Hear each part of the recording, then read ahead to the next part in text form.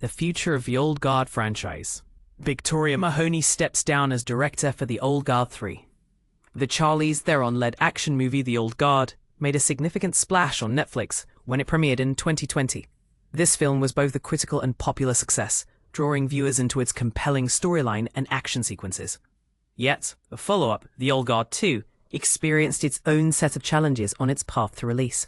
Starting production in 2022, the sequel faced a major setback when a fire broke out at the historic Cinecittà Studios in Rome, where filming was ongoing.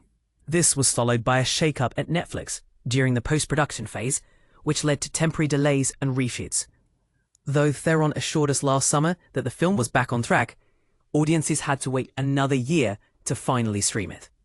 Now that The Old Guard 2 is available to watch, it's the perfect time to discuss what's next for the franchise. But here's where it gets controversial.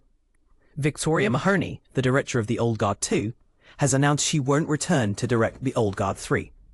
Based on the beloved graphic novel series by Greg Rucka and Leandro Fernandez, the first The Old Guard film was written by Rucka and directed by Gina Prince-Bythewood. It introduced us to a secret group of immortal mercenaries who have protected humanity through the ages. When their covert existence is suddenly thrust into the spotlight, the stakes are raised as new recruit Noel teams up with Andy to thwart those who would exploit their unique powers for profit. For the sequel, Rucka teamed up with Sarah L. Walker to craft the screenplay, while also taking on the role of executive producer. The Old Guard 2 was brought to life by a team of producers, including David Ellison, Dana Goldberg, and Don Granger from Skydance, alongside Theron, Beth Kono, and AJ Dix of Denver and Delilah, and Mark Evans of Mark Evans Productions. Though Prince-Bythewood stayed on as producer, she passed the directorial responsibilities to Mahoney, who brought her extensive experience from directing television shows like You and Lovecraft Country, and her role as second unit director on Star Wars: The Rise of Skywalker. In her role as second unit director on Star Wars. In the sequel, viewers witness Andy leading a group of immortal fighters against a new formidable foe, all while dealing with the re-emergence of a long-lost immortal, making the mission to protect humanity even more complex.